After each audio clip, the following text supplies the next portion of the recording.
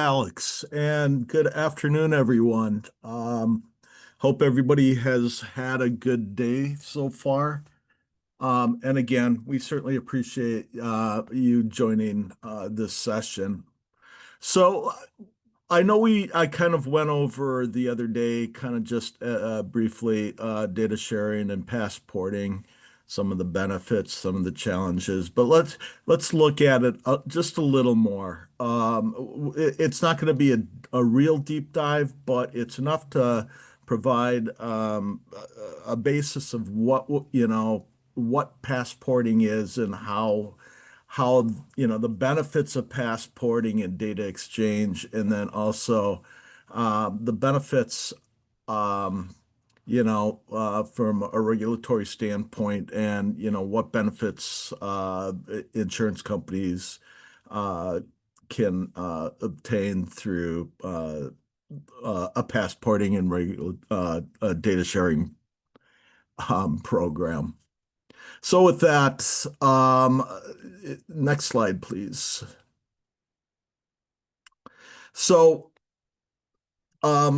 just to get a kind of an introduction to the fintech landscape, Africa is home to over 1,300 fintech companies right now, and this is going to continually grow as technology advances and the insurance markets see the opportunities to tap into the insurance industry and expand it, reaching out, to rural, remote areas and really trying to increase or reduce the protection gap.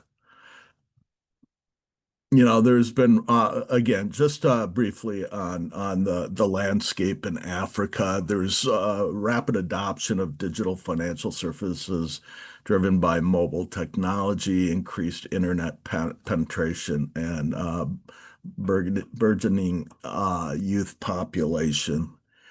Um, Nigeria, and just as an example, Nigeria, South Africa, Kenya, Ghana, and Egypt concentrate 70% of fintechs firms and attract around 80% of the fintech funding. So there's tremendous opportunities out there to really, tap into this market to help facilitate growth. Despite domestic growth, cross-border fintech services face significant challenges due to complex regulatory landscapes. So, eh, eh, how can regulators, mitigate these issues and make it more streamlined for, to accommodate to this growing need? Okay, Neil, you're good to go. Okay. So as you can see, so an emergent factor of technological advances and acceleration of globalization is a rapid increase in cross-border insurance activities. The world is becoming smaller. Access to information and access to the ability to communicate is rapidly increasing. So why is this important for African regulators? And here are just some of the changes that are impacting cross-border, but also globalization. And, these are factors that, again, we need to factor in. We need to be proactive in managing the insurance industry, our insurance industry within your jurisdictions. So here are some, and again, this is not fully, all inclusive, but just picking out certain things that, are going to change the dynamics or, provide, demands for new products and services. So, companies are becoming more reliant on international partners in neighboring countries. Uh, there's from a manufacturing or production standpoint, there's a lot of import of product, goods, components, that are manufactured outside of the country. So there's a lot of commerce going on and activities that are reliant on the economies and partnerships with neighboring countries and even from an international standpoint. Companies are also expanding their operations across borders. Um, Again, as companies are looking to set up subsidiaries, partnering with suppliers from other countries and, or neighboring countries. So things aren't being manufactured just in one place. Which from an insurance standpoint, kind of brings in new new areas that insurance companies need to focus on to help accommodate and facilitate the manufacturing of and operations of companies. International travel continues to increase for both business and services or leisure. This is opening up the travel insurance and things of that nature. Continued increase in individuals working abroad. That is obviously going to continue to increase. And then individuals seeking medical treatment outside of countries. If insurance companies can operate, outside of just one domestic arena, it provides a more seamless coverage for companies and individuals. Next slide, please. So, there's many factors, and again, I'm sure all of you can come up with additional factors how you've seen your markets change. The benefits of insurance companies. So implementing passporting and data sharing, and this is primarily passporting side. The passporting is, in essence, having one jurisdiction put some reliance on the regulatory oversight of another country jurisdiction. So let's say um, um, a company in Kenya, let's say an Insurtech company, wants to go ahead and operate in Uganda. Um, an Insurtech company would have to go through the licensing process, the whole process for, the regulatory um, process of going through the licensing, setting up regulatory practices around that insurance company. They're capturing information. If if uh, if there is a passporting type program, there could be an opportunity for Uganda to rely to some extent, and I don't think it'll ever be fully full extent, but there will be some, reliance that will help um, in the licensing in the licensing um, process to reduce the burden on these insurtech companies to uh, go and set up some licensing in other countries. So what are the benefits? Insurance companies can better diversify risk. So from an insurance standpoint, if they're looking at coverages that are expanding in a wider geographic area, it gives them the opportunity to better diversify risk. With that, it should be strengthening the risk management practices because there'll be more emphasis on making certain that the risks that they are taking on are acceptable risks within their company's risk appetite. It allows insurance companies to take better advantage of economies of scale. Again, the more policies that they can have outside of just one area.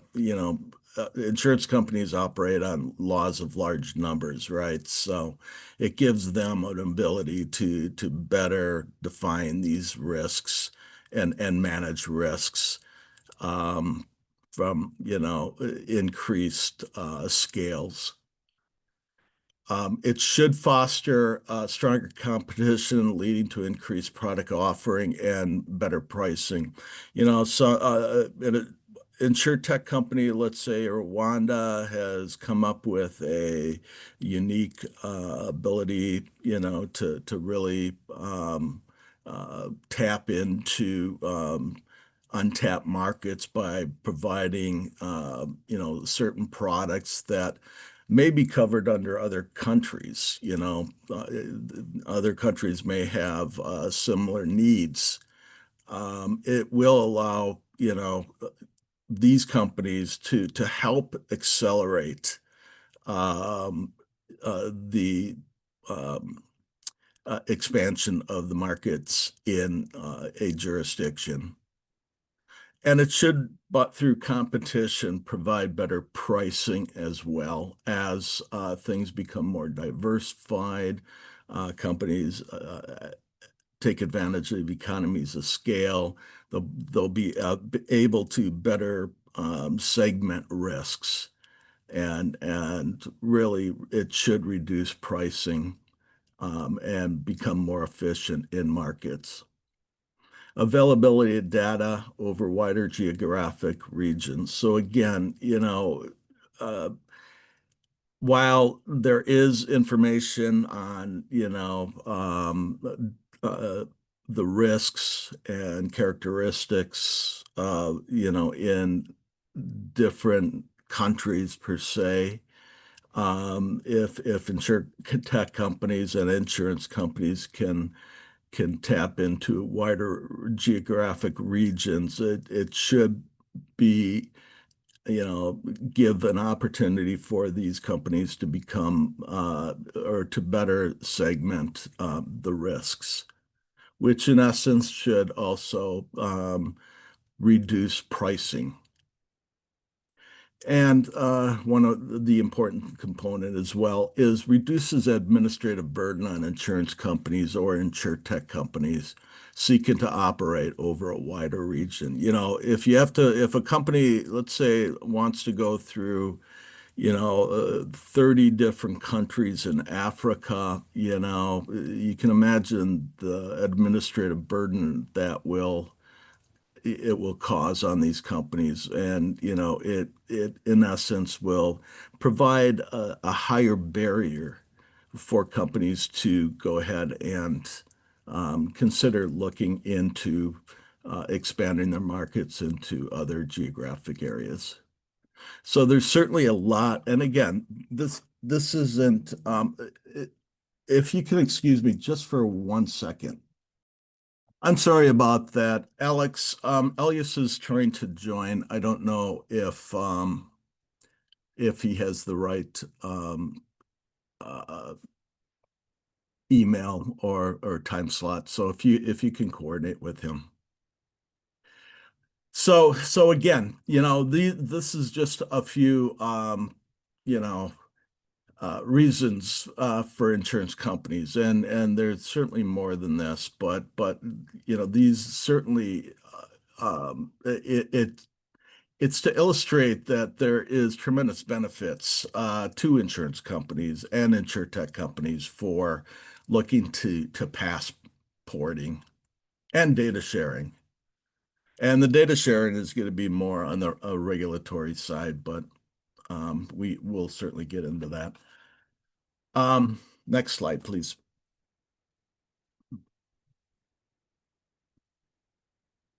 So I brought this up last time. We talked about the challenges. So um,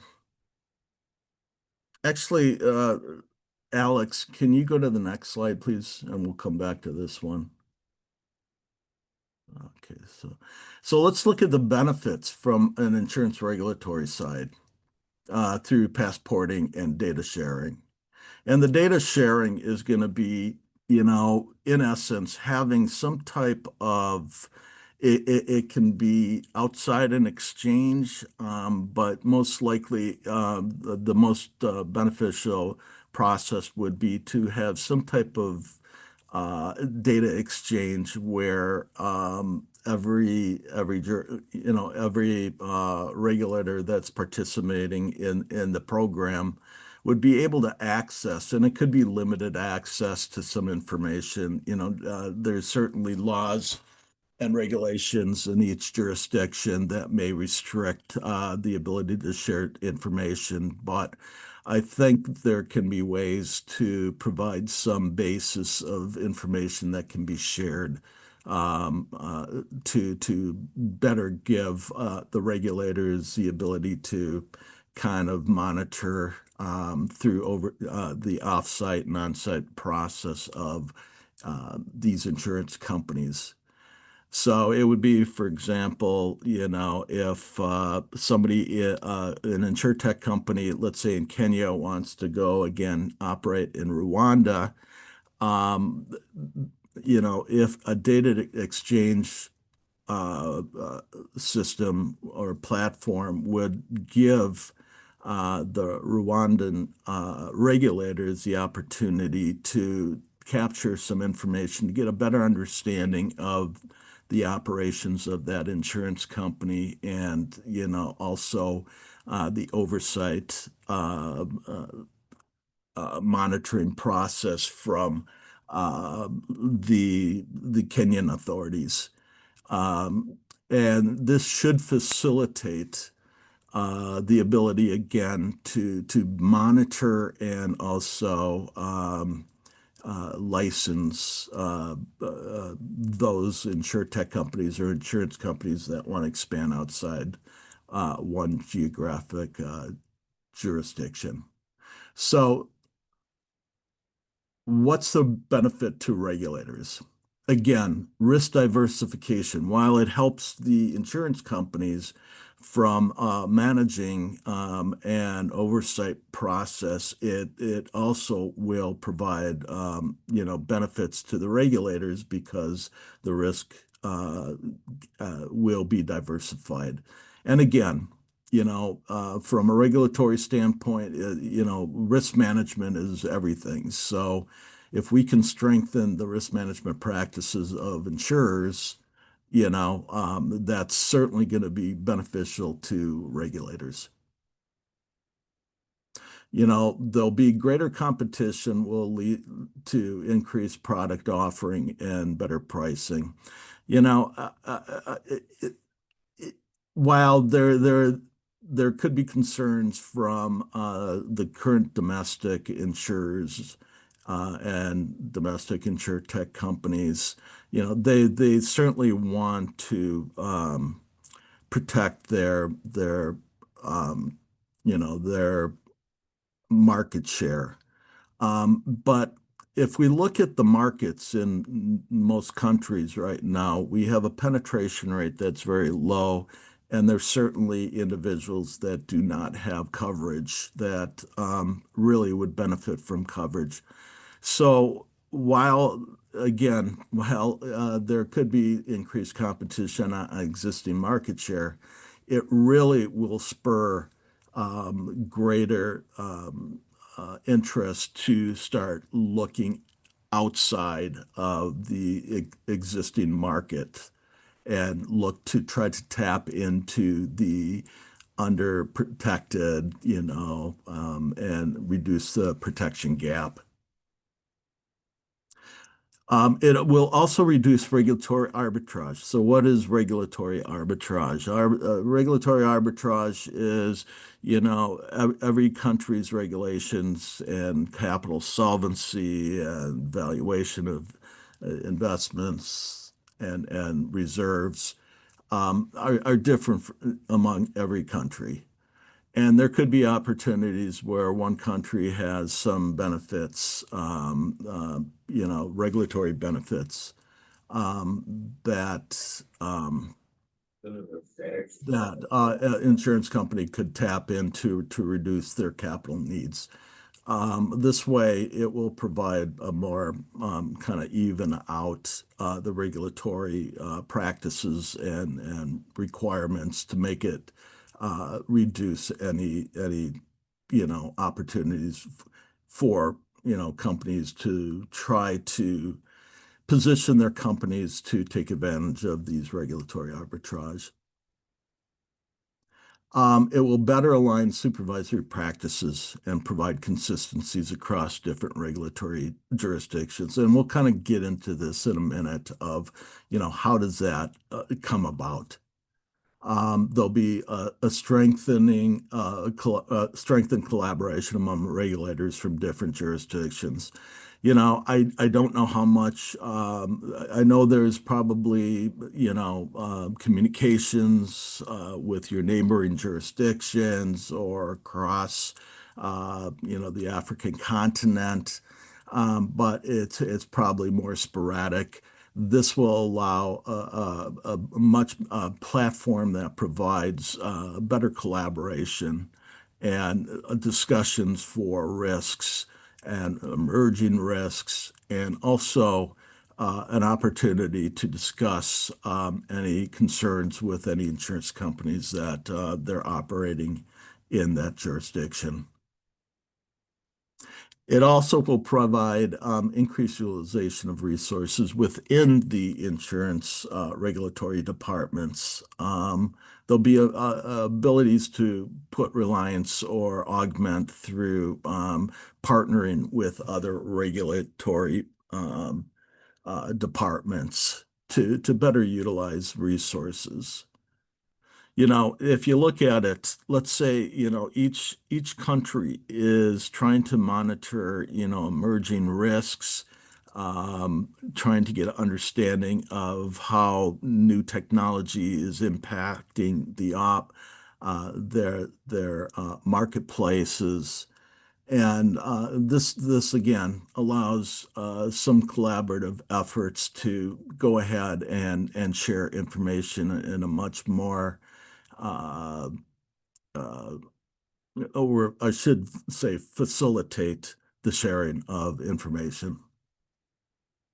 And again, it gets down to better monitoring of emerging risks because of the increased collaboration. Also, data sharing and passporting will provide, a strengthening of automation. It will kind of put a little more pressure on companies to make certain that their technology is up to date because they won't be needing to meet certain requirements, data requirements, and accessibility to their specific data. And if we could get collaboration going and passporting and data sharing, it's going to increase consumer awareness and confidence, which to me is one of a crucial role is to try to educate the public out there of the benefits of insurance and the necessity for insurance. It will provide much more exposure to individuals to get a better acquainted with the benefits of insurance. And again, there's certainly more benefits that we could list out here, but this is to give you kind of an understanding of, why this would be valuable to help strengthen the insurance markets across Africa. With that, I'm going to ask if there's any questions at this point.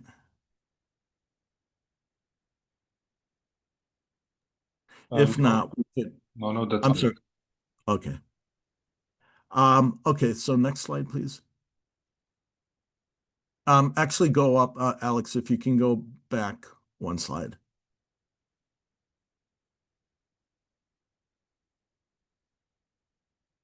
Oh, So I did Neil. bring, Oh, Neil. Sorry. Hello. yeah, Yeah. May I ask you a question, please? absolutely. Yeah. Absolutely. I just wondering if the MOU is not a kind of passporting uh, mechanism for data sharing, for example. An MOU certainly can be, but an MOU just provides, an understanding, right? Hmm. Of an agreement between two, let's say, jurisdictions. And certainly there will be a need to have some type of MOUs among the different jurisdictions. But but an MOU doesn't, what we're talking about, for example, data sharing, it is to have some type of, let's say, a centralized repository that jurisdictions can upload information or have the ability to access information directly with the insurance companies. And this would be a vehicle to allow that access to countries that may be outside that jurisdiction where that insurance company is licensed. Obviously, there's going to have to be some restrictions. Each country has different privacy laws, data privacy, you know, information sharing restrictions. So there will be restrictions just from a regulatory standpoint, but the MOU will provide kind of the agreement, what can be shared, what access can a jurisdiction have. So I guess the answer to me would be that it's something that actually will be needed to support a data exchange program as well as passporting. Hopefully that answers your Yeah, that's question. clear. Thank you very much. Okay. And we'll get into it much more. Once we start getting into, you'll see and recognize, oh, okay, yeah, we'll have to work out some agreements and come up with some type of standardization that is acceptable, you know, to the parties that are involved. I see. Any other questions? All right, so what are the challenges? So let's say, for example, again, data sharing and also passporting. What kind of challenges? And again, this is not all inclusive, but this is to give you an indication of where the challenges may lay or may lie. So challenges, different every jurisdiction has different licensing requirements. The regulations dictate and laws dictate what's required to accept, to approve a company to be licensed. Licensing in Nigeria may be not completely different. I'm sure there's going to be very many similarities, but there could be unique requirements that um, don't necessarily match up. So it would be, we need to make certain that there is a standardization, that we're comparing apples to apples. If we are putting, for example, passporting, if we are putting reliance on another regulatory jurisdiction's oversight, how much can we rely on, other jurisdictions licensing? So there's going to have to be a standardization. Again, that gets down to varying capital and solvency requirements. There's going to be differences. And it could be the differences, most everyone is moving more to a risk-based, capital adequacy approach, but the risk components might be different. And the risk components may be different because of geographic regions, and cultural differences, socioeconomic differences. So we need to make again certain that there is a threshold that is at least common that you can compare apples to apples. Again, different data protection and privacy regulations. So again, we need to make certain that these passporting and data exchange programs will meet the country's data protection and privacy requirements. Complex taxing and accounting rules, just from an accounting, I know most countries do utilize IFRS, but there might be some regulatory requirements as well, like reporting requirements, different. There could be variations in templates that are used and how to value insurance investments or how to value the reserves. So again, these are things that will need to be addressed. What happens if there's a cross-border dispute? This is where again an MOU and an understanding of the acceptable terms will come into play. Who handles what, in these cross-border disputes. And again, just non-uniformity in supervisory oversight. Now, all jurisdictions have some oversight, on-site processes and off-site processes, and they may not match up. So in order to better be able to, again, put reliance, there's going to be a need to standardize or at least sufficiently enough to have, where you're comparing apples to apples. And again, the data sharing hurdles due to disparate data protection laws, there'll have to be some common practices there as well. So we can go, the considerations will kind of touch base subsequently, but you can go on to the next. Neil, so let me invite Elias in real quick. Yeah, absolutely. Yeah, let me invite him in real quick. Okay, and so if everyone can hold on just for 1 minute. All right, thank you. Alex, do you have my slides or? Yes, I have them. They're up. They're coming up. Right. So I just wanted to lay some context on, where we are and importantly, where the banking sector is, because I think this is where definitely the insurance sector is trying to catch up. So if you look at the African context, the number of fintechs in Africa, there are over 1,300 fintechs across Africa, and 70% of these fintechs are in 5 countries. You can name them: Nigeria, South Africa, Kenya, Ghana, and Egypt. And, over 80% of these fintechs, investments of these fintechs go to these 5 countries. And, if you look at that, then you see a lot of fragmented growth of regulatory systems. And that's where then, passporting comes through. We don't have a very harmonized regulatory systems. Maybe if you can go to the next, you should be able to see that licensing is still a big challenge in Africa.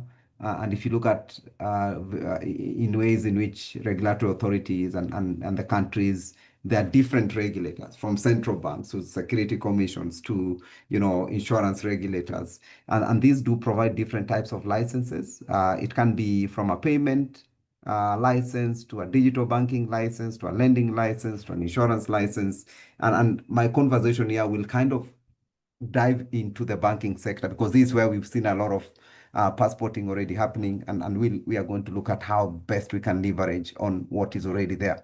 So processes includes, looking at business plans. When we are talking about looking at regulations, AML becomes a major issue. Because again, anti-money laundering and know your customers requirements are always quite key and very specific in a number of jurisdictions. Sandbox entry, different requirements, including just interviewing and really trying to understand the businesses. Then there are different timelines whereby, licenses, you'll be able to see 3 to 6 months. These are highly streamlined markets, but some markets go between 4 to 12 plus months, which basically shows a very complex system around licensing.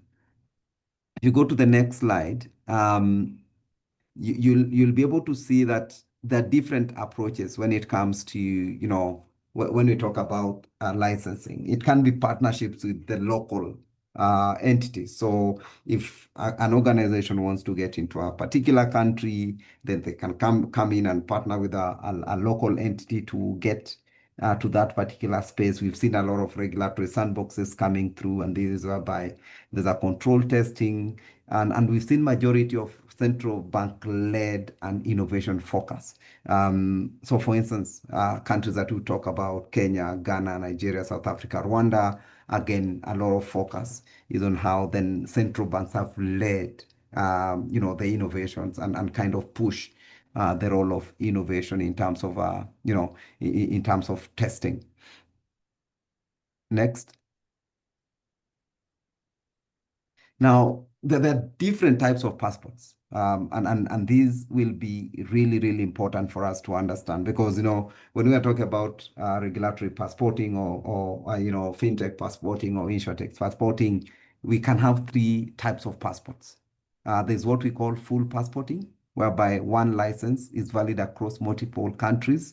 This becomes quite difficult because it requires a lot of harmonization, a lot of discussions with different countries, different levels of approvals. So it's the same way whereby, there are some countries nowadays, if you want to go to those countries, you don't need to have a visa. We have an arrangement between Kenya and South Africa whereby a Kenyan would basically go to South Africa without a visa. Tanzania, the same. You can go to South Africa without a visa. There's an agreement between Kenya and Ghana whereby a Ghanaian can get to Kenya and a Kenyan can get to Ghana without a license. Now, if you kind of come closer to the likes of ECOWAS and the likes of East African Community, then there is a free movement around that. Now, this would still apply when we talk about full passporting. So you get that you provide a license to an insurance company or an innovator in Kenya, then they are able to operate across multiple countries that have the same agreement. Then there is what we call partial passporting, and this whereby specific services can operate cross-border. So again, the regulators will agree that, okay, can we agree that, agri-insurance can be borderless? We don't really need to localize agri-insurance because of, you cannot localize climate risk.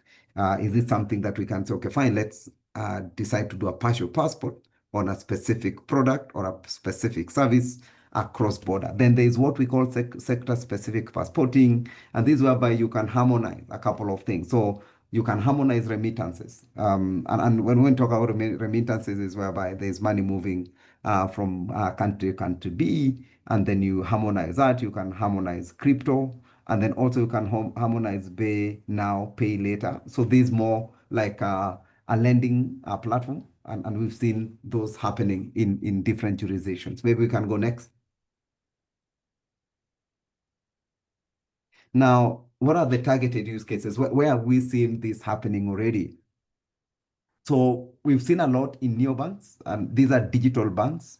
And already we have our one neobank in Kenya. I know there are a couple of neobanks coming through. So it will be good to think through and kind of see in context how then, the operationalization of neobanks operate.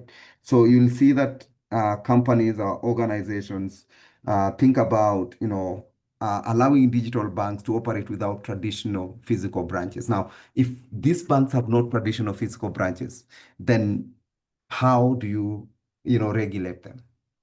Assume that in the future we'll have new insurance. When we talk about new insurance, these will be digital-only insurance companies that will operate without traditional physical branches. They'll deliver insurance services entirely through mobile platform, through web platforms, and they'll target those particular tech savvy and underserved customers. And if you look at the way they feature in terms of the neobanks or new insurers, and these are concepts that are going to come. There'll be fully digital onboarding. There will be no papers. There will be no per branch visits. There'll be no fees on accounts or transfers or FX. And in this case, if you look at it from an insurance side, then there will be no, in this case, commissions. They'll just operate without commissions. Then there will be real-time notifications in terms of how then they track the expenses, they integrate with third parties, and they'll focus on user experience and personalization. Then that basically means that we really need to start thinking about passporting in a very, I would say, serious component. Then the other thing is what we call payment processors and cross-border platforms. Now, if you look at cross-border platforms and how then these things are bound to operate, you'll be able to see that there's a platform that will be set in a number of countries. And this space will enable movement of goods, money, services across different borders. And again, they leverage on digital infrastructure to reduce the cost and also to increase speed. So that basically means that there's need to look at protocols that will allow these cross-border platforms to operate within different jurisdictions. Lending and pay now, buy now, pay later platforms will be something that we are going to see on the rise. There'll also be a wealth tech and investment platform. Somebody would want to invest in a particular instrument or would want to be insured by a particular company outside your jurisdiction. How does that work? Then we've seen a lot of Insurtech and blockchain-enabled services that are going to support a lot of, passporting. Next.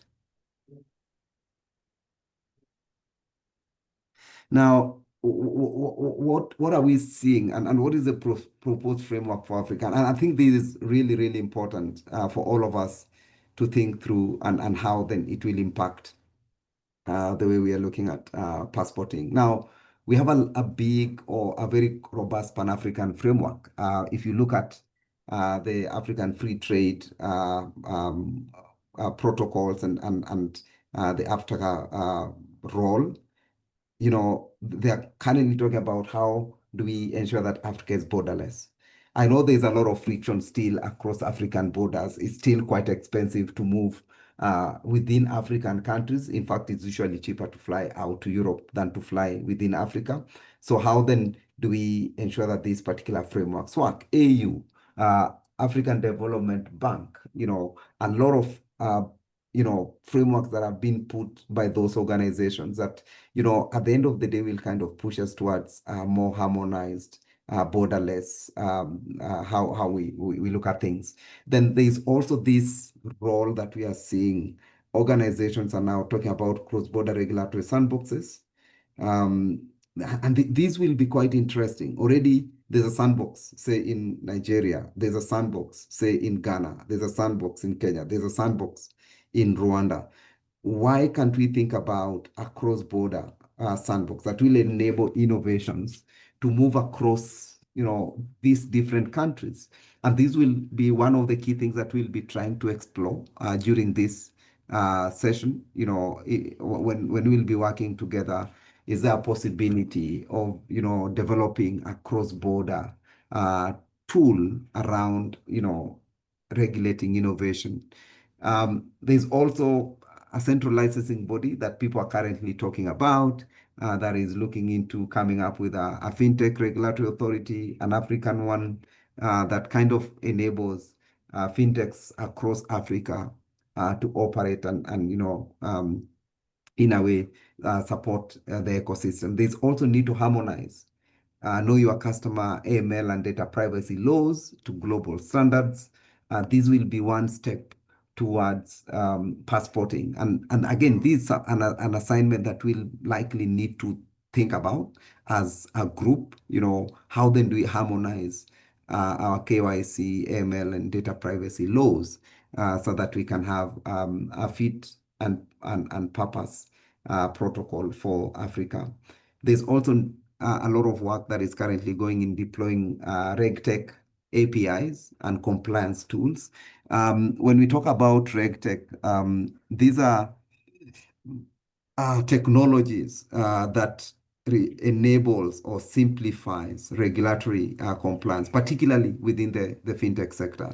So what RegTech does, it helps financial institutions, fintechs, regulators to manage risks, follow laws, and stays up to update with the evolving regulations. And what it does, it's basically, it enables this to be done at a very low and effective cost. So if you really look at the core functions of RegTech and how then RegTech will come into play, automated compliance monitoring, you can track a lot of items, customer data, policy changes.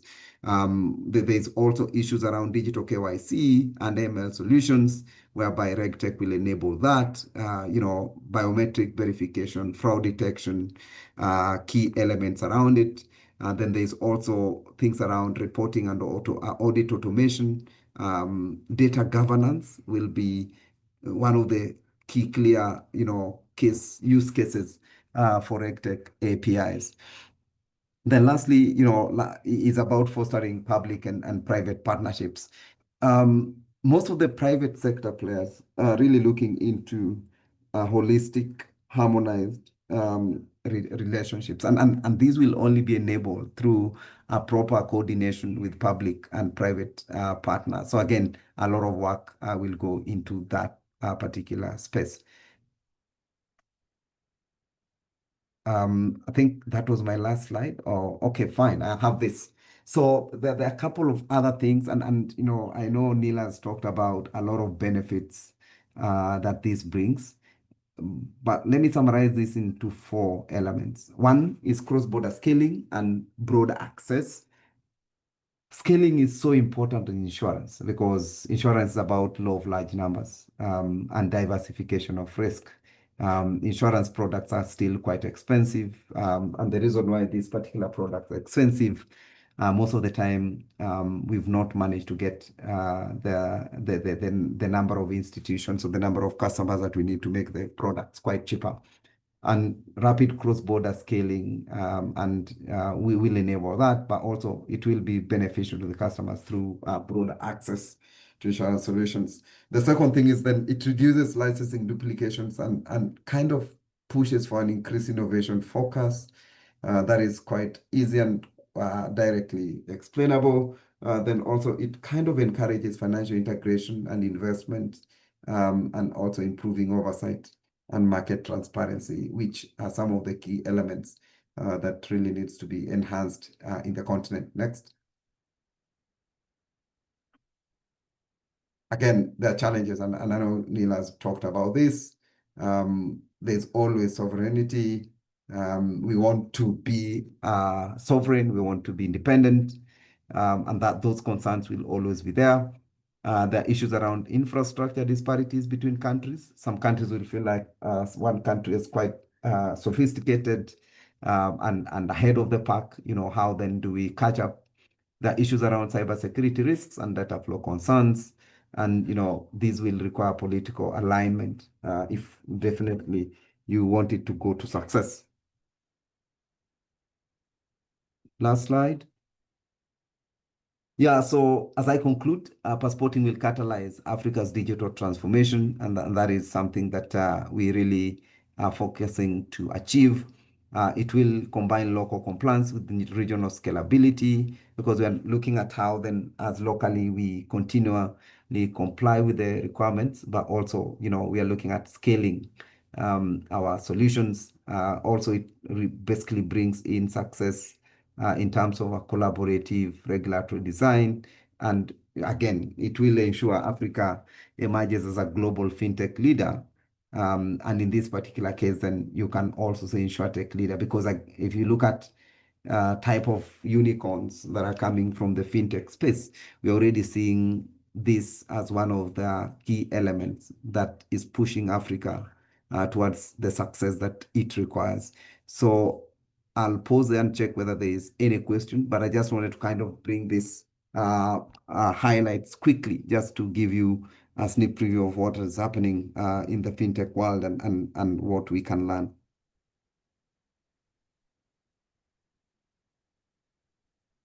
Hello, I do have a question or maybe a reasoning that I would like to share with everybody. Hello, can you hear me? No, we can hear you. Okay, so what I was thinking is, I mean, I know passporting exists in like unified economic areas like the UE or like federal systems like the United States, where there are like common frameworks and existing entities and bodies that like permit coordination and exchange and votes, etc. But Africa is very, it's it's made up of many different parts with different countries and different infrastructures, economies, politics. I mean, even in language and religion and legal frameworks, it is very different with many disparities. How do you think that having a common ground between these many different countries and economies would be possible? I mean, in the sense that today the differences would make it very hard to find a common ground. And even in some countries, I mean, I'm speaking from the perspective of my own country, but it could be different elsewhere. Inside of countries, there are still today very high entry barriers in the insurance sector.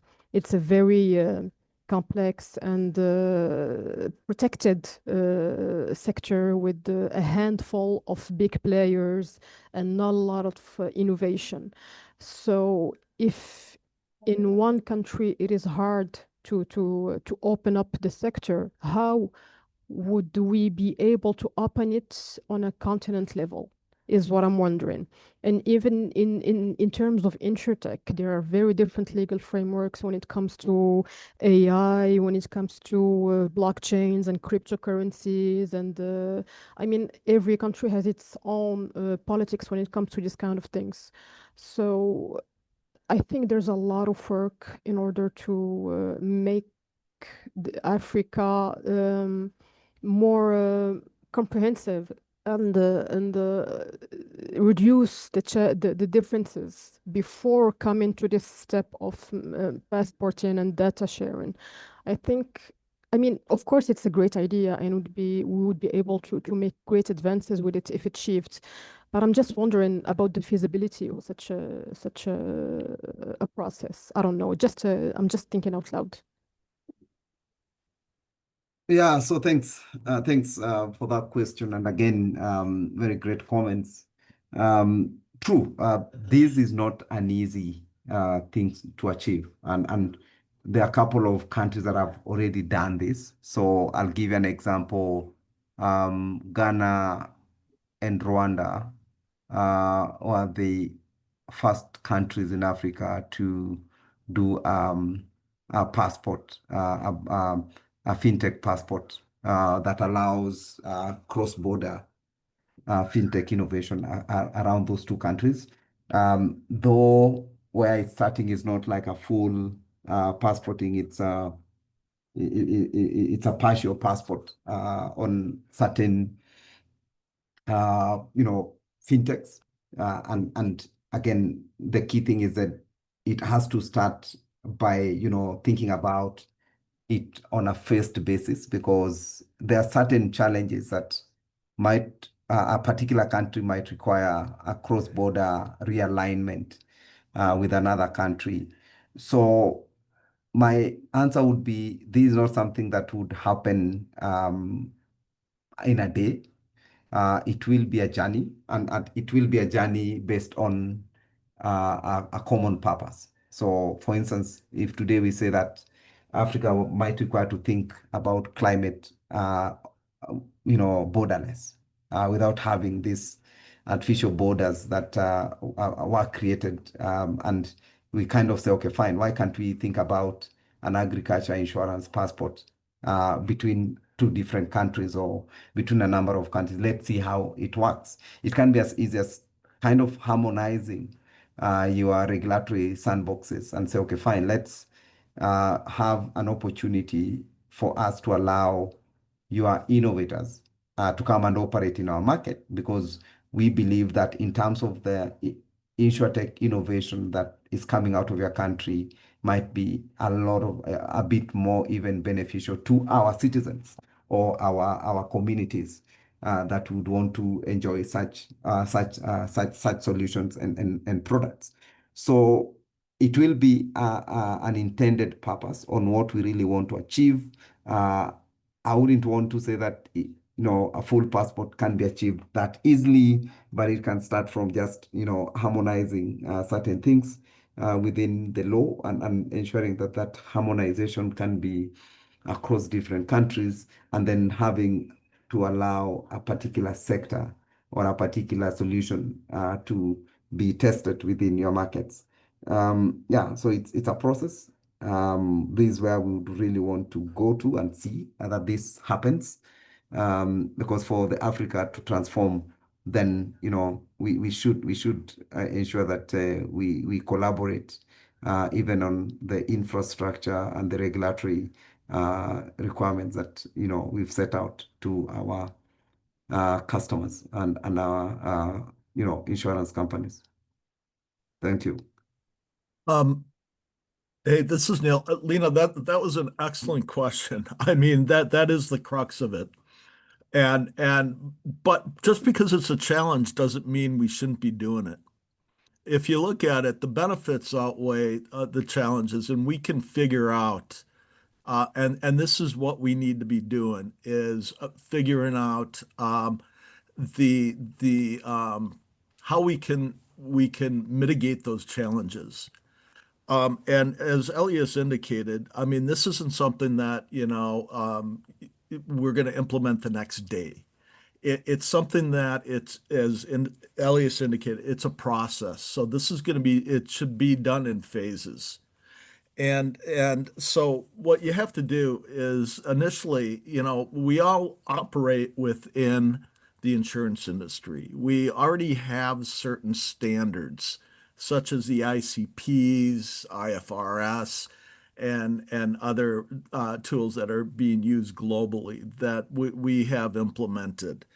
The question then is how can we find the thresholds where minimum thresholds that tie in to all of the insurance markets, and start there, and then we can start building up to over time set specific goals of what we want to accomplish. Let's say 1 to 2 years, 2 to 3 to 5 years. This is something that's going to evolve, and it's going to transform as the markets go ahead and become more sophisticated. Technology takes stronger hold. So this is kind of what we're looking for. How can we? And I believe we can find certain thresholds to go ahead and do it. The second thing is, I think it's going to be important for each country and each jurisdiction to maintain their independence. So as we go through this, it's countries will have the opportunity to meet those thresholds, to meet those standards, or if they feel that, from their cultural or socioeconomic, it doesn't fit in, there are things that should that each jurisdiction will have the opportunity or flexibility to go ahead and adapt it to their marketplace. But just because there are challenges doesn't mean that we shouldn't be looking at this if it's something that could be tremendously valuable to help develop the insurance market in Africa. Hopefully, again, that provides some basis, you know, for your question there. Yes, thank you very much.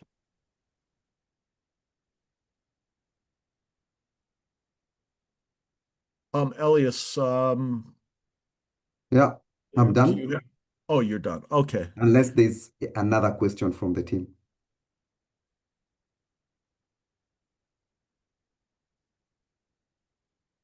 Any question, guys? No, that's clear, Elias. I had the same question and as Lina, but thank you, Lina, for taking. I beat you to it.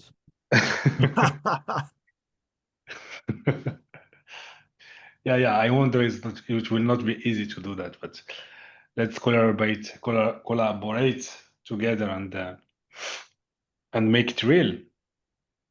Yeah. Okay. Yeah. And again, it will take time. It's not something that will be implemented right away, but we can set the path to get there. Yeah, no more questions on my side. Fantastic. All right. Thanks. Any other person? I would want to answer another question before I step. Do you have somebody from Rwanda? It will be good to hear how the fintech passport with Ghana is doing, and I don't know whether there's somebody from Ghana.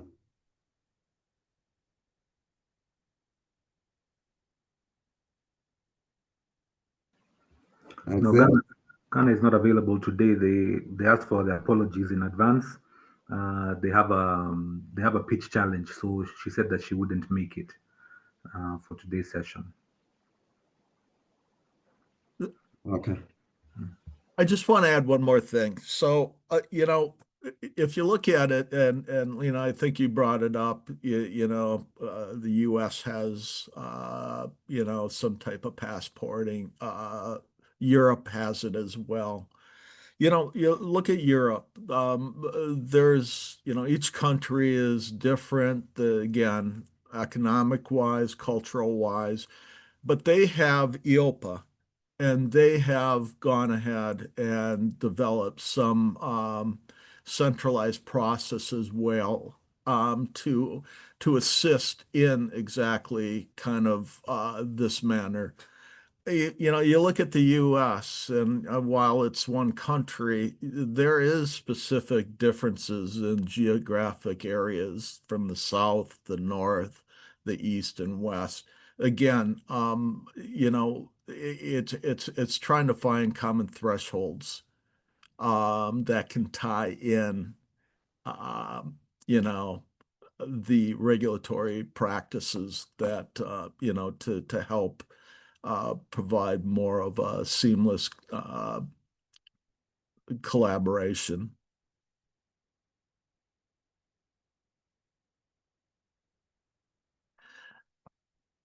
Um, so, Elias, if you're done with that, I don't know if I'm I done. had.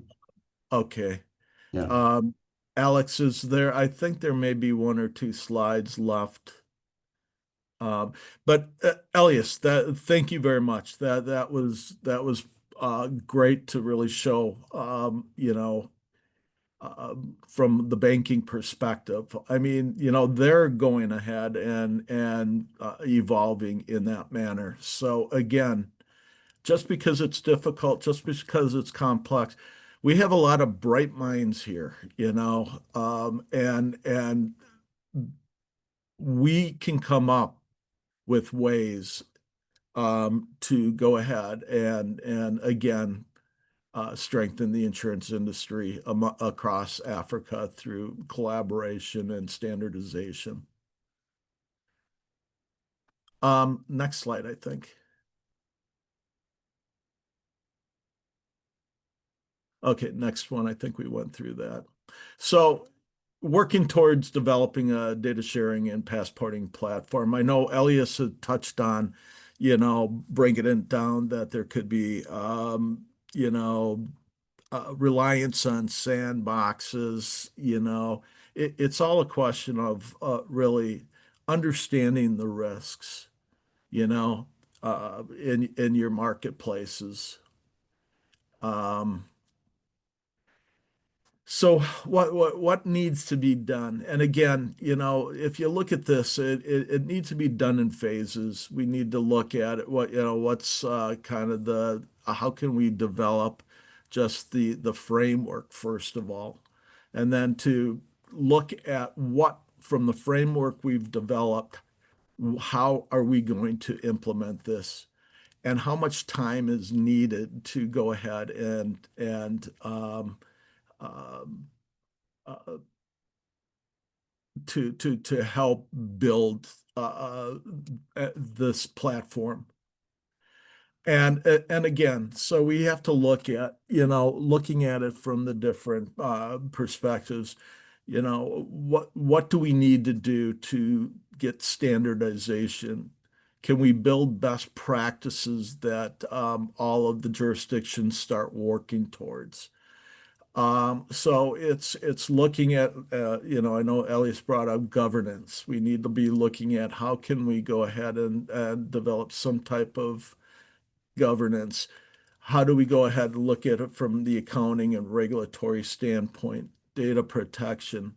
We can utilize, and this is where we can look at the IAIS, what standards that they've brought, the ICPs. We're already looking at trying to operate and meet the ICPs.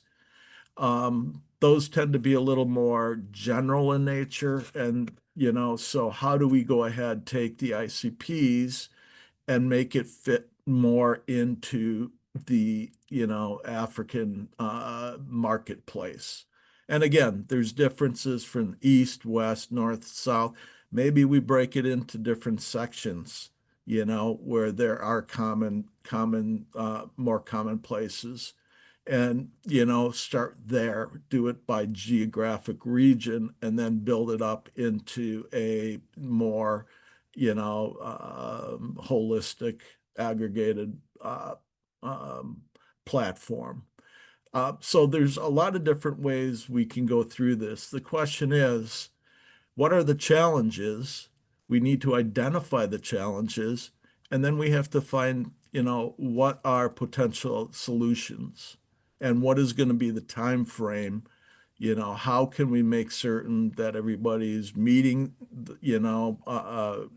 following it, and then move into making certain that, we can monitor the practices to make sure that it meets within specific scopes. So there's a lot of things we need to do. And again, this is an opportunity. This is really an opportunity for everyone here to be leaders in the marketplace, to help transform the African insurance markets. So, again, here are some of the things. We also would have to look from a data exchange. It would be, very beneficial if there is some type of program, let's say a soup, I know Elias touched on a RegTech, but then we also have SoupTech, right? SoupTech, supervisory technology.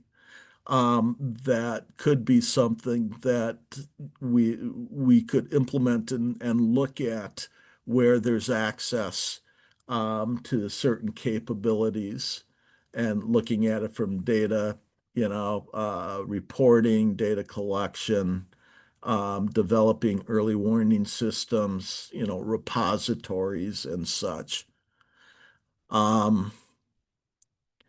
But this is a big undertaking, and this is an opportunity for us to help transform the market into a stronger, developed insurance market. Any questions? So let's kind of look. I know you talked about Lena, you brought up and Saad brought up the challenges.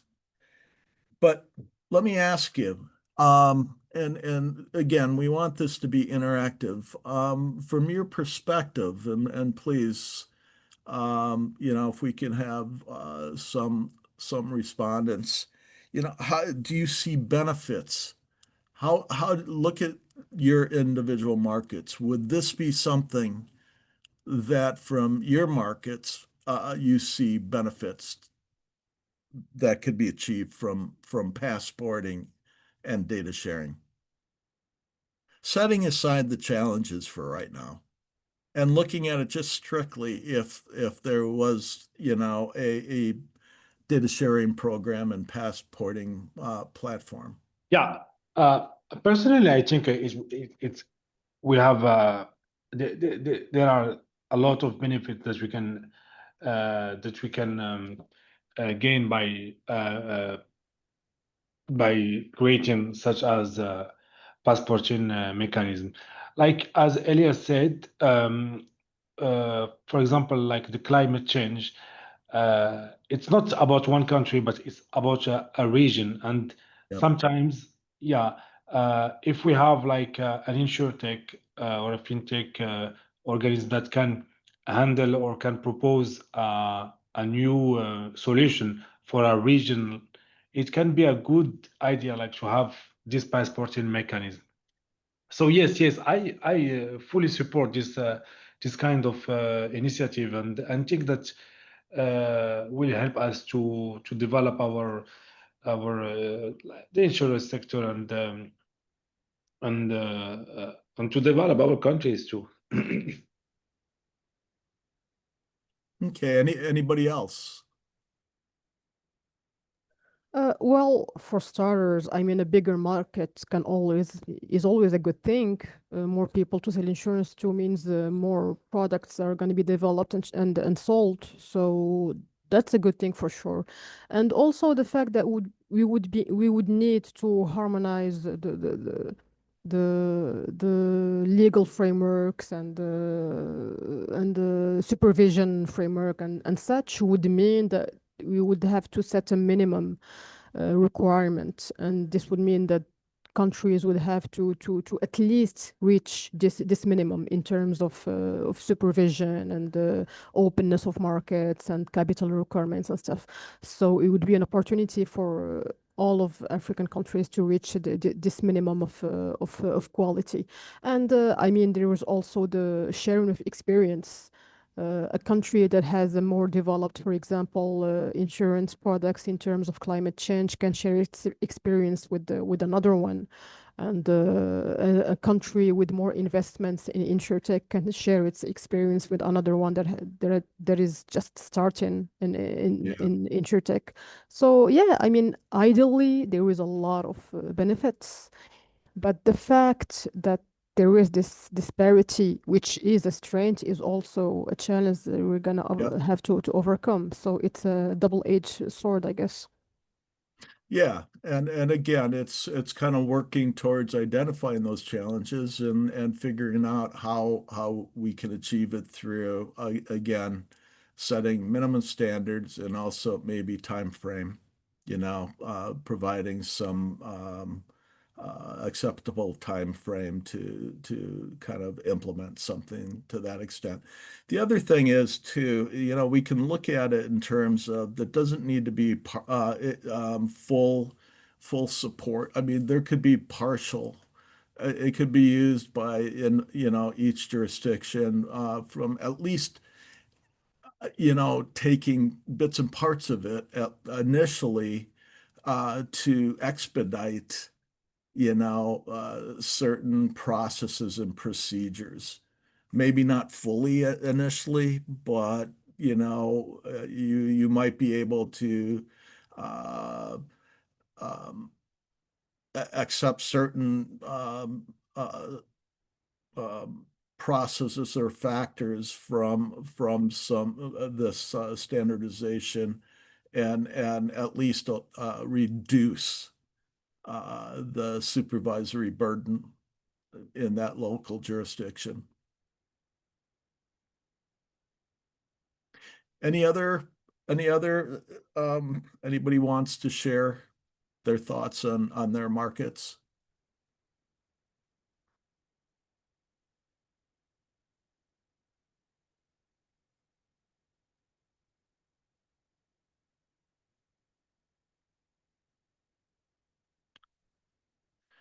I know we're 9:24. If there's no other questions on this, there is just one other thing that I kind of wanted to share. Alex, if you can help me bring up the for working group 3. I'm sorry, one last thing. Does the fact that Oh we yeah. were invited to this group, does it mean that we were selected for this working group? Or is it not decided yet? I'll defer that to Alex and Elias at this point. Okay, thank you. Alex,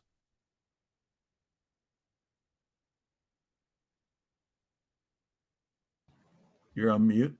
Yeah, thank you, Neil. Hi, Lina. Yeah, no, we got your Sad sent me an email and asked me and actually expressed how he wanted ACAPs to be represented in the working group. So I think we're going to make that work, but we will communicate it with you. And thank you for bringing up the working groups because we want to also onboard you onto our learning platform. So I will share the details for that as well, and then we'll communicate the progress going forward. Great, thank you. Okay. Neil, just 1 second. Yeah.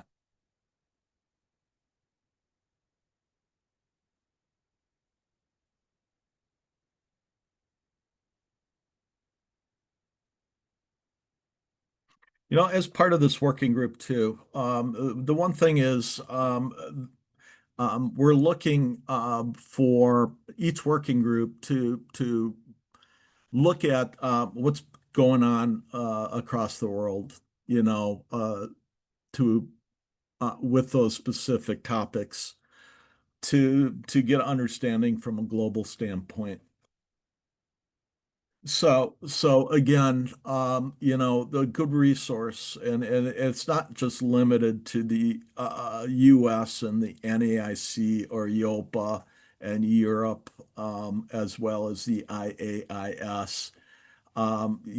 There's, in Asia, the ASEAN countries. I don't know if what processes they have in sharing and passporting, but again, it would be worthwhile to look and get an understanding of what's being done in that geographic area as well. I just want to go through just again the working group 3. We went through working group 1, working group 2, where you can kind of look to get additional information to help provide a basis and understanding of what's being done globally.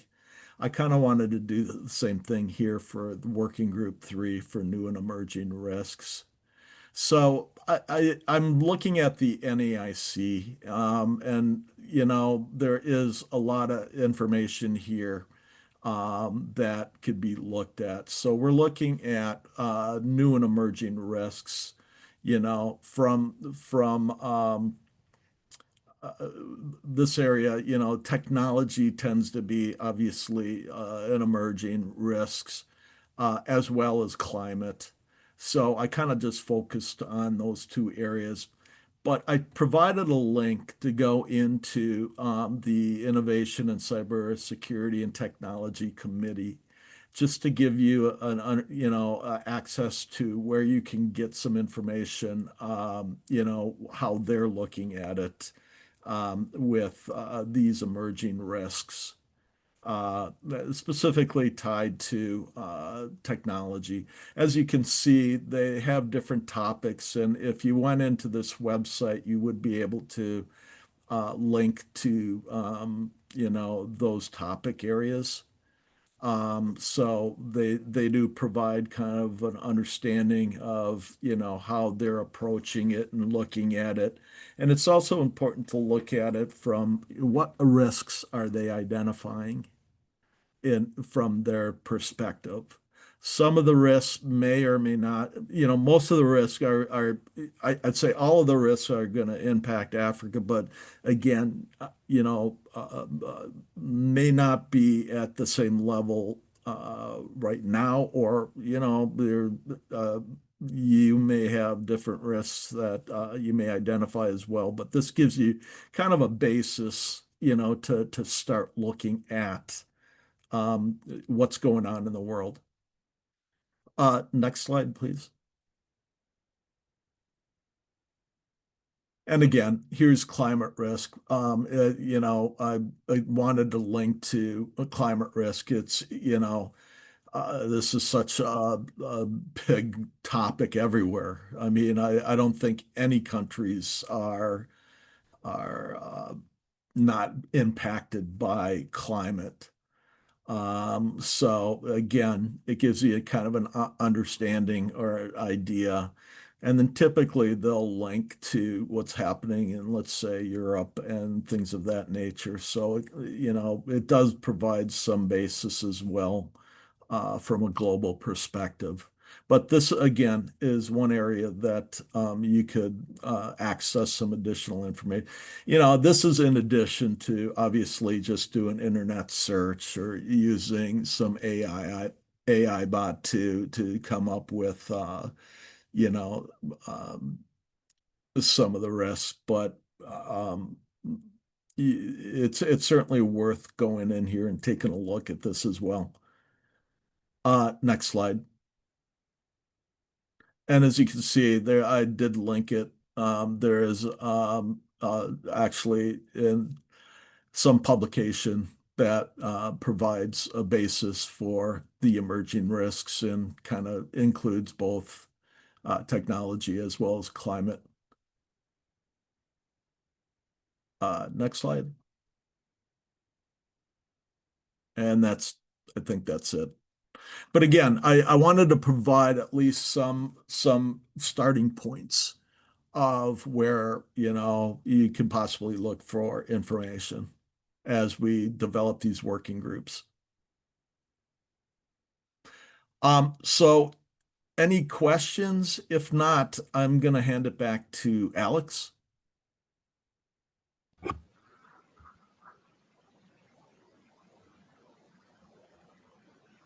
All right. Yeah.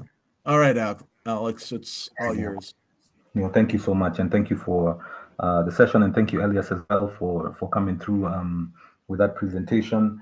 Regulators, as always, just a pleasure to do this with you and for you.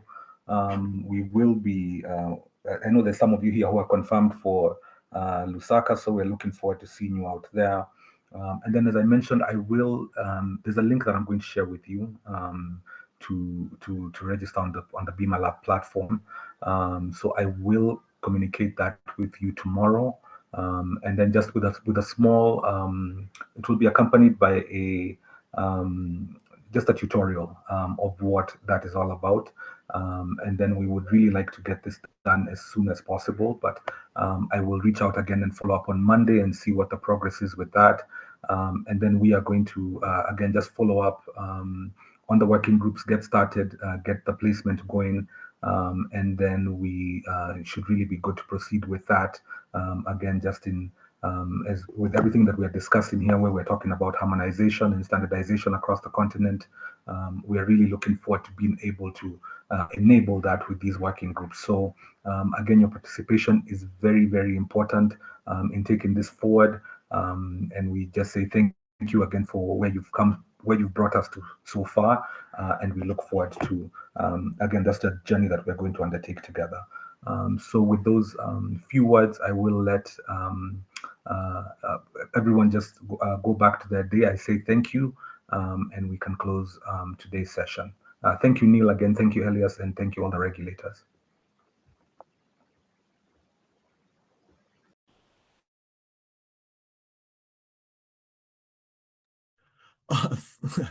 Sorry, I was on mute. Thank you, everyone, and you guys all have a good rest of your day. Thank you. Bye.